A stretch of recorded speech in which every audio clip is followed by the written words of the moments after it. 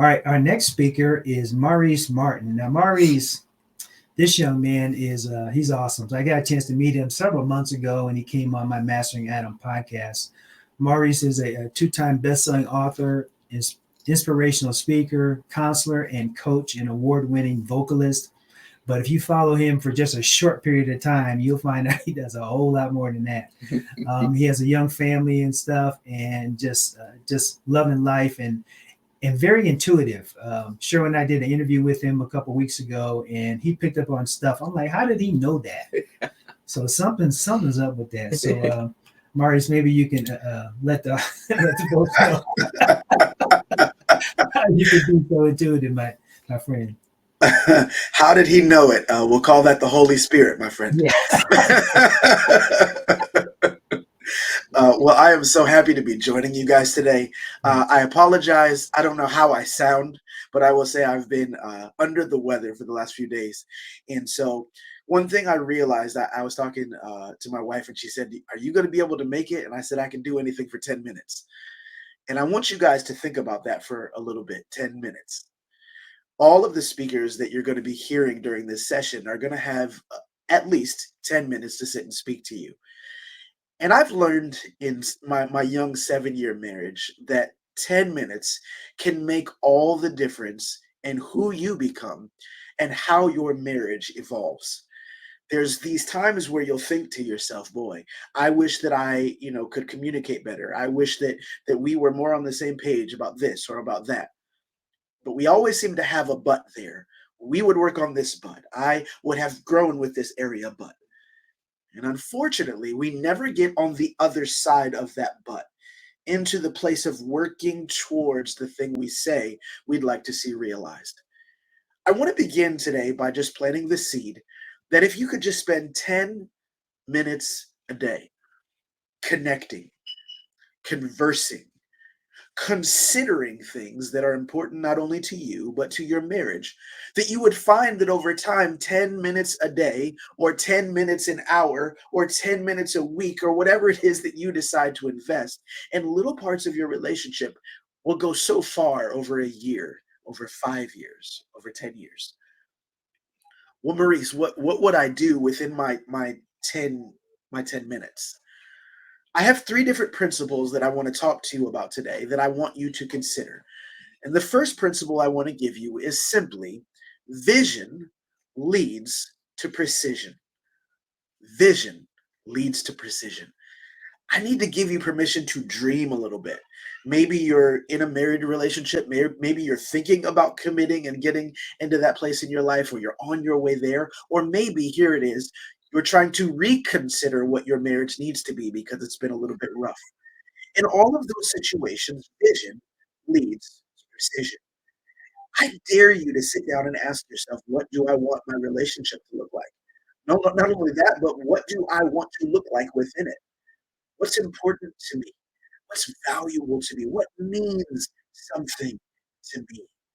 And over time, when you begin to dream, when you begin to envision, when you begin to just ponder things, what happens is you now have a framework of which to say, these are the things that are important to us. These are the directions that I need to move in. And now you need to know better how to invest your time and your energy.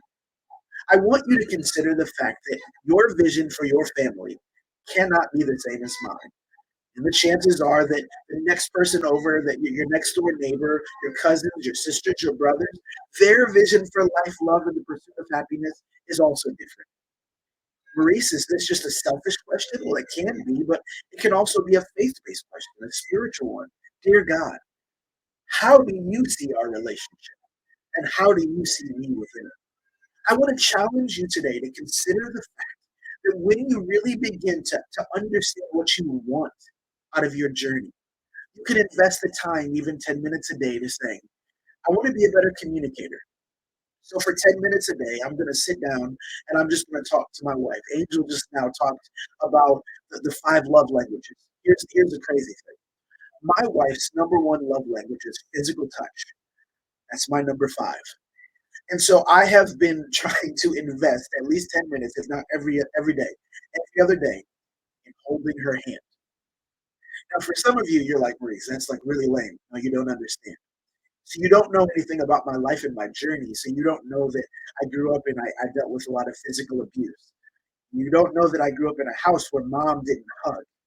You don't know what I grew up in, and so you don't know what's weird and uncomfortable to me. Only my wife knows that. And so there were these periods of time where I didn't give her the affection that she needed.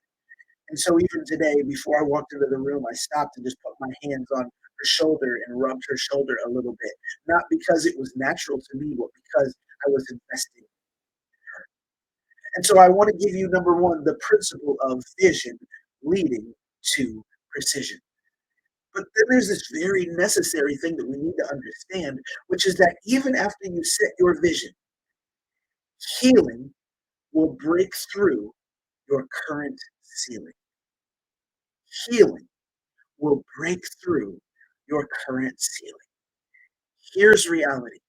After you sit down and you come up with your dream, sometimes we realize that sometimes as we try to pursue dreams, it can feel like a dream. Sometimes life can feel like a nightmare. We've all been hurt. We've all been wounded or scarred. We've all cried.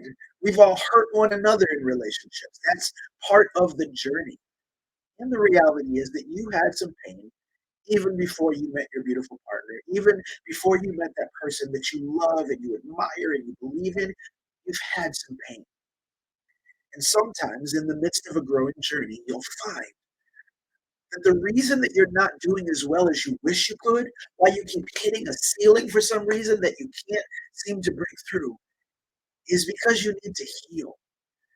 You'll know the difference if, here's the words, you need to know if it's a wound or a scar that you're dealing with. A wound and a scar are two very different things. A scar is simply a sign, uh, it's the residual effects of healing that has already occurred. I look at my scar on my arm and I say, oh, at some point I was wounded, but I healed. Now, you know if I have a wound on my arm because if you touch it, it's going to hurt. I might even scream. I might have a visceral reaction. I want you to think about that the same way when you think about human emotions. With a scar, you can talk about a subject and it doesn't bother you, doesn't rile you up. But if somebody says the wrong thing to you and you fly off the handle, that's an open wound. And I need you to understand that you and your marriage and your relationship, whatever it is that you're in, you're worth. Take the time to heal. Maybe that's what you need to spend your 10 minutes on a day. And sometimes you need more than 10 minutes. You need an hour a week with a therapist. You need to sit down with a journal. You need to spend time in prayer. But do not overlook the power of healing. Because as you heal, you will find that you break through your limitations and you are able to walk in a level of relationship and a level of life you've never seen possible. And the third and final thing that I want to bring up to you is that that will require for you to embrace courage over comfort. You'll have to embrace courage over comfort. A lot of times, what we say is, boy, I just want to be comfortable. And I understand that. In fact, I relate to it. Don't we all want more moments in life of comfort? But what I want to caution you against is not settling into the kind of comfort that Angel described earlier. She was the perfect example. We've been going through our journey and we've grown comfortable in all the wrong ways. We've stopped connecting. We just have started to exist with one another. Well, see, that is the type of comfort that is crippling in the end. And so, what you will need, if that's where you've been falling, or that's where you begin to fall, maybe even in the next year, is to find the courage to say, today, I'm going to have the courage to share my feelings, or today, I'm going to have the courage to reinvest or reignite in something that is important to me. I need you to hear today that oftentimes your comfort stands in direct adversity of the growth you want to see in your life. You've been comfortable, so that's why you don't want to work out. You've been comfortable, that's why you won't go outside. You've been comfortable, that's why you're not healing. But Maurice, you don't understand, I'm so tired. But Maurice, you don't understand, I'm so overwhelmed. But Maurice, you don't understand what I've been through. I'm here today to tell you that, in fact, I do understand. That's why I'm telling you that you need. You need the courage to know that you are worth taking the time and energy to heal, grow, and mature past this place you're in. You will lose 100% of the battles you don't face. And so today, as I wrap, I just want to give you the encouragement to find the courage within yourself through prayer, through relationship. Find it within yourself to understand there's more to you than just living sad and depressed or heartbroken or frustrated. And so with that, I thank you guys so much for your time.